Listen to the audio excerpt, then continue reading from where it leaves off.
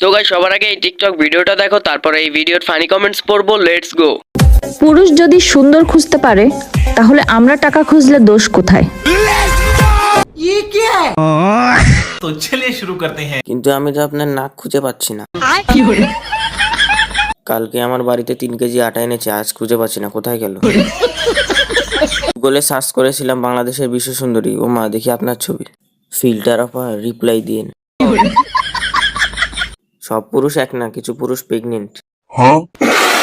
ক্লাসে যখন ম্যাডাম জিজ্ঞেস করতো বড় কি হবি, সেজন্য তো ঠিকই করতি, ডাক্তার মু ডাক্তার। এই দেখ পাইলট সাহেব। Yes sir. तो चलिए शुरू करते हैं। পাইলট না হয় ইঞ্জিনিয়ার হয়ে গেছে। ম্যাডাম যখন জিজ্ঞাসা করতো তখন মনে মনে বলতাম বউ হবো বউ। বন্ধু না না না না, শত্রু। এরকম বন্ধু থাকলে আর শত্রুর প্রয়োজন হয় না। আমার বয়স কত, এই ভিডিওটা শুধুমাত্র তাদের জন্য, আর আমি অন্য কাউকে বলছি না। আমার বয়স 16 বছর। আপনাদের বিশ্বাস হলে হলো, না হলে নাই। ঠিক আছে, এটাই সত্য, এটাই সত্যি। আমার বয়স 16 বছর। तो चलिए शुरू करते हैं। আপনার এত বয়স হয়ে গেছে? আমি তো ভেবেছিলাম 9 থেকে 10 বছর হবে। 16কে যদি উল্টো ভাবে দেখি তাহলে হয় 61। উনি সত্য কথা বলেছেন, আমি বিশ্বাস করলাম।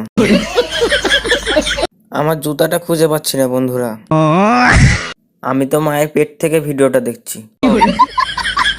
আল্লাহ, খেতে খেতে মার বাসায় এসে সত্যি সত্যি খেতে খেতে শুয়ে পড়লাম।